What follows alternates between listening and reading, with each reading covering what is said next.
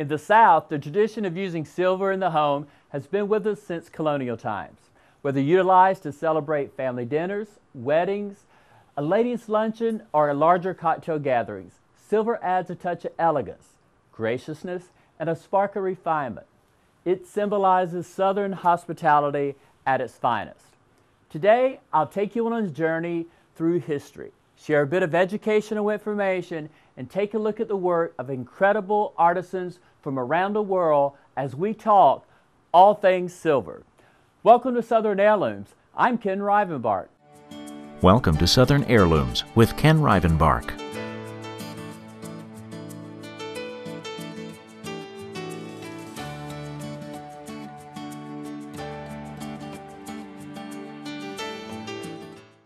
Welcome back to Southern Heirlooms. I'm Ken Rivenbark. Silver is not only useful, it is beautiful. For more than 3,000 years, men have enshrined the wisdom of empires and religion in silver. From silver crowns to chalices, from coins to teaspoons, it symbolizes man's search for identity and reassurance. To fashion, own, or even use the plainest cup has for many been the sign not primarily of wealth, but of dignity. The discerning collector who takes the time to think about the most common item of silver with some knowledge of its content will find that the beauty or the oddness of the piece is a window into the inner world of man's culture. These engraved sterling napkin rings may not have the significance of a rare Sutton Hoo treasure or the dark mystery of a finely wrought repository for saintly bones. Nevertheless, they introduce us to the anecdotal flavor of history. Foolishness, romance, pretentiousness, and even mystic visions have been melted into bars of silver and then hammered, punched, chiseled, cut, molded, and mass-produced in 1,000 ways. In short, silver involves people and who people are. Anyone, therefore, who collects silver for its investment value alone misses much. To fill a coin silver teapot, for example, with its cool blue luster, to study the proportions thoughtfully, and to consider its details and artistry elevates us above the mischief of finance and the snobbery of taste. In its finest form, silver almost lives. For the average person, however, silver means the good spoons and grandmother's teapots we grew up using. Some may have been sterling, but most were probably silver plate. Still, because we use the items, we hold fond memories of them with our families and friends. We hold them dear. And then there's the South. In the Old South, one of the first questions asked upon introductions was, "Who are you people?" And the second could be, "What is your pattern?" referring to sterling flatware. Most Southern brides that married during the 20th century received a bounty of silver to assist them as they became what was considered a proper hostess. In today's modern world, the gifting of silver has merged into one of tradition, but in the South, it is still thought of as bare necessities. We Southerners reveal silver as a tool that assists us in offering our guests hospitality, graciousness, as well as sharing a part of our family's heritage. So as I speak to you today, it is my hope to inform you a little, help relive personal memories, and encourage you to go home, visit your silver closet, and enjoy the beauty and charm of silver. The answer to all your car buying questions. Now in the hands of every salesperson at your North Alabama Honda dealer. Saving you lots of time. Folks love the Accord. How many to choose from? 48 today. Pick your favorite color and trim level. Best price? $199 a month. Compare it to a Camry. Take a look. Gas mileage? Up to 36 miles per gallon. That's one giant leap in car sales technology. And it's only at your North Alabama Honda dealer, Huntsville, Decatur, and Florence. Welcome back to Southern Heirlooms. I'm Ken Rivenbark. I put together a large collection of silver that represents silversmiths from around the world. So we're going to start a journey now. And I want to start with American coin silver. Coin silver may be one of the least understood and most misused terms in the world of antiques. In the antique world, the term is used to describe American silver flatware and hollowware made before 1870, and it is not sterling. Simply put, coin silver is 90% silver. The silver content is 2.5% less than that of sterling and is the same composition as American coins made prior to 1964. Silver is most often alloyed with copper for strength. Coin silver then also includes 10% copper. Until the opening of the Comstock lode in 1859, there were no silver mines in the United States of any significance. Before that, nearly all silver in the U.S. came as either a finished product, a bowl, candlestick, spoon, or whatever, or as a silver coin or bar. Most all silver imports were of European manufacture. This partially explains the rarity of a very early American silver. Many a spoon from the 1720s was melted down to become an 1820 spoon. Another reason that pre-1800 silver is rare is the fact that there were far fewer people, and of those, fewer still who could afford silver. As both population and wealth grew, so did the demand for silver. By 1855, Tiffany and Gorham were making exquisite silver and having difficulty selling it because it's not as good as English silver, people would say. And it wasn't. It was 90% silver. The English had been on the sterling standard since the early 1300s. Their silver was 92.5%. It wasn't long before both Tiffany and Gorham were making sterling silver. This in turn left every other silversmith in America listening to, well, it's nice, but it's not as good as Tiffany and Gorham. By 1870, sterling had all but replaced coin silver. On the display beside me, I have an incredible 6-piece set of coin silver from New York, as well as a piece of Southern coin silver, a Kentucky coin silver chalice. When we return, we're going to be visiting the incredible work by Charles Tiffany. Stay with us.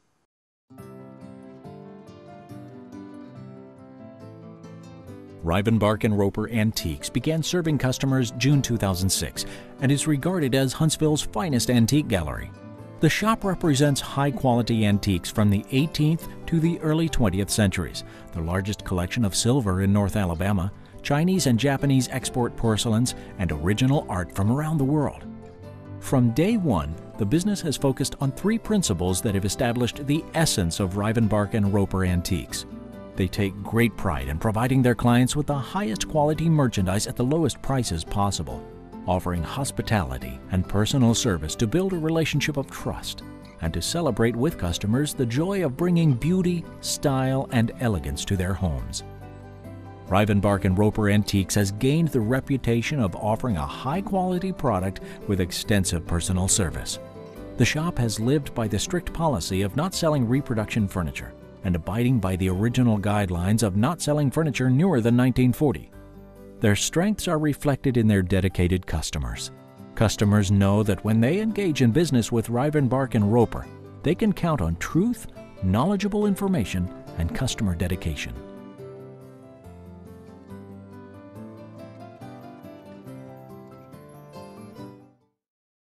Welcome back to Southern Heirlooms. I'm Ken Rivenbark. I'm standing beside a beautiful collection of sterling silver by Tiffany & Company. Charles Louis Tiffany founded Tiffany & Company in New York City in 1837. A leader in the American jewelry trade in the 19th century, he was known for his jewelry expertise. He created the country's first retail catalog, and in 1851, he introduced the English standard of sterling silver to America. Tiffany silver graces the home now, as it has since 1837, with an unparalleled tradition of excellence. By 1850, this master merchant's enterprise was merging as one of the world's leading silversmiths.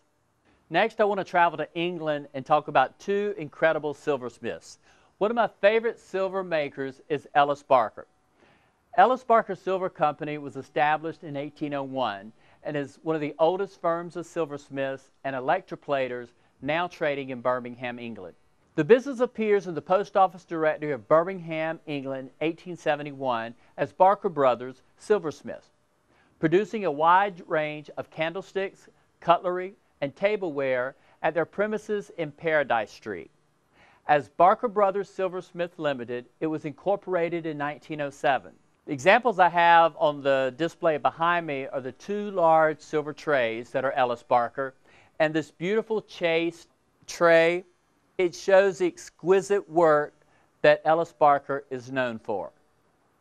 When we return, we're going to be learning more about silversmiths from around the world. Established in 1978, Randy Roper Interiors is the premier interior design firm for residential and commercial projects. The goal at Randy Roper Interiors is to work with each client to create a beautiful, warm, and comfortable space that reflects your individual tastes. Randy Roper Interiors offers one of the largest resource design libraries in Alabama and is located at 311 North Jefferson Street in downtown Huntsville. Randy Roper Interiors, where experience matters. Welcome back to Southern Heirlooms. I'm Ken Rivenbark. The second English silversmith I want to introduce you to is James Dixon. In 1804, James Dixon was able to start his own business. Records are vague, as there were a number of James Dixons at the time in Sheffield, England. He was the right man in the right business at the right time for both place and a rapidly growing market. From England, we continue our tour around the world looking at silver. We're heading to Italy, to the House of Buccellati. The present House of Buccellati was founded in 1919 in Milan, Italy, by Mario Buccellati, and originated what is known as the Buccellati style, which combined Renaissance period techniques, luxury materials, and extensive use of texture engraving to create objects of great beauty. This distinctive style won favor with discriminating international clientele, including the Vatican, as well as the royal houses of Italy, Spain, Belgium, England, and Egypt. Giovanni Buccellati carries on the family tradition today as an internationally renowned silversmith. He has dedicated his life to creating extraordinary objects that exemplify fine Italian craftsmanship. The three examples of Buccellati sterling in front of me show the incredible detail that the House of Buccellati puts into each piece. Every piece is extreme work of art. Before we leave Italy, I want to share one more silversmith. This teapot is designed by C. Jurgensen.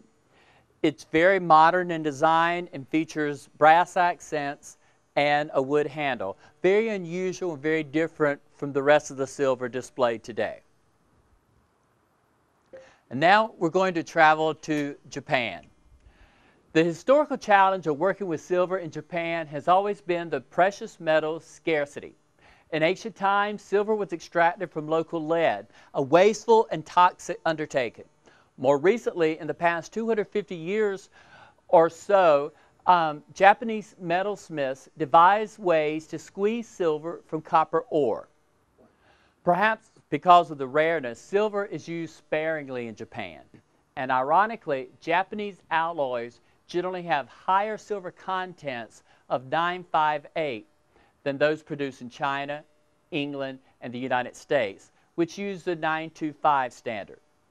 This lovely decanter that I'm showing you is overlaid in Japanese sterling and features a field of cherry blossoms and vines.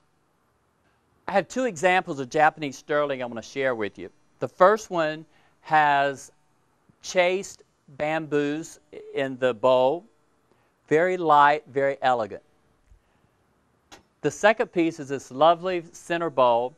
It is fluted, has beautiful handles, and applied leaves on the outside. It is extremely heavy, and it is solid silver. Stay with us. When we come back, we're traveling to Thailand.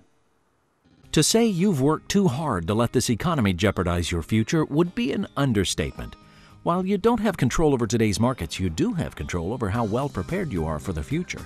That's where the Keene Group at UBS Financial Services Incorporated in Huntsville can help.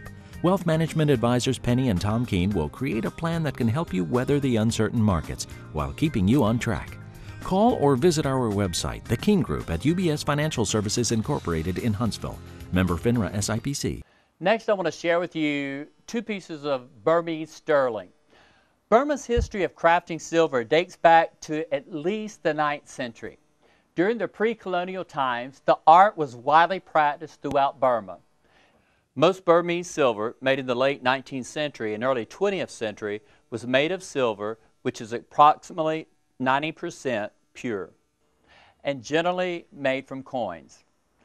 On top of the real intrinsic value of silver in these Burmese silver works of art, there is the added value of excellent craftsmanship with rich history and exotic cultural background. This bowl and salver are made of coined silver from Burma, from Thai craftsmen at Chiang Mai, the center of the silver smelts in Thailand. They are beaten by hand relief representing figures from the ancient folklore. The salver has foliage in a stylized design with small figures of dancing maids. The bowl shows scenes from the capital of Ramayana. The next international silversmith I want to introduce you to is Charles Christofle of France. In 1840, Charles Christofle led the family business into a new direction that was to establish the company's name worldwide. In 1842, Christofle acquired the exclusive rights to exploit a series of patents. The patents detailed a method of silver and gold plating using electrolysis, a radical departure from traditional silver and gold plating methods, which used mercury and were both time-consuming and highly toxic. By 1845, Christofle had opened a manufacturing facility dedicated to the new plating techniques. Christofle's factory marked one of the first uses of electricity as a production tool. The company received a strong boost when Christofle became the official provider of table service for King Louis Philippe and the entire House of Orleans. In 1850, the company received a new and important benefactor when Louis Napoleon Bonaparte commissioned Christofle to produce a table service for the Palace of D'Elysée. Christofle's relationship with Bonaparte continued after the later became known as Emperor Napoleon III. Christofle's official titles of Goldsmith to the King and the Emperor's Provider provided the company with a foundation which to achieve a new international expansion. I have in front of me two candlesticks that are Christofle. These candlesticks are simply elegant. They are tall, they're heavy. They remind me of the early American work with the simple beading around the edge. Another piece of French silver I want to share with you is this hunt cup. And this is a ceremonial hunt cup. It has a stag. There's a lady here holding up the stag in an Art Nouveau style. And on the back it's inscribed in French. This is dedicated to Saint Hubert, the god of the hunt. We're going to continue our travel through the world of silver, staying in Europe, but we're going to move over to Germany, specifically Hanau, Germany. I'm very fond of this area since I lived there 9 years teaching with the American military. In 1846, with the production of antique silver, Hanau found a market niche which brought its silver manufacturers enormous prosperity and worldwide reputation. The father of the industry was August Schlesinger. He was a virtuoso silversmith who excelled in chasing and embossing in the manner of the 16th and 17th centuries. Together with his brother in 1861, he introduced a line of antique reproduction silver in the Gothic, Renaissance, and Manneristic styles. Because of his superb craftsmanship, he soon received royal commissions. From 1869 on, Schlesinger made silver for Babenhausen, a princely hunting castle. Designed in the neo-Renaissance style, the silver had to match the decor of the castle. Along with opulent buffet pieces like plates, tazas, ewers, Schlesinger made numerous items connected with drinking, ceremonies, and games, so popular in the Renaissance and Baroque eras. The range of silver made for Babenhausen is typical of the Schlesinger production of many decades to come. An intimately talented silversmith and a good businessman, he attracted the most discerning clients. One was Baron Karl von Rothschild, who declared his admiration by creating the expression, "Style Schlesinger." I have a wonderful piece of Hanau silver, and this looks like it could have been made for the Babenhausen Castle. It is ornately chased. It has hunting scenes and tavern scenes. It is from the 1860 to 1880 time frame. Another beautiful example of German silver is this incredible centerpiece made by German silversmith Daniel Straub. In 1853, Daniel Straub, a miller from Gesslingen, joined forces with the Schweitzer brothers to form the metalwork factory Straub and Schweitzer in Gesslingen. This piece is approximately 22 inches long, ornate with swags and incredible handles. When we return, we're going to be looking at the individual pieces that I have on the display and learning more about International Silversmith. Stay with us. Come visit the Little Green Store on Montesano Mountain. The Little Green Store carries art, ceramics, jewelry, and gift items representing the work of over 100 artists and artisans. Every piece is American-made, and most of the art showcases the creative pulse and energy of Huntsville and North Alabama. Engage with your community and give local artists a voice when you purchase local, high-quality, and environmentally friendly art and design. The friendly staff at the Little Green Store is eager to assist you in finding special and unique gifts for every occasion. The Little Green Store on Montesano Mountain. The following advertisement is proudly sponsored by Moss Lumber Company of Gurley, Alabama. A New Leash on Life helps thousands of homeless animals each year find a forever home.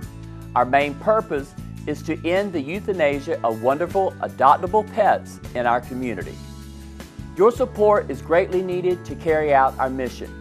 Opportunities are available to volunteer in the facility, foster a loving animal, donate to meet the financial needs of these animals, and shop in our Marketplace thrift store. Visit us today. A New Leash on Life needs you.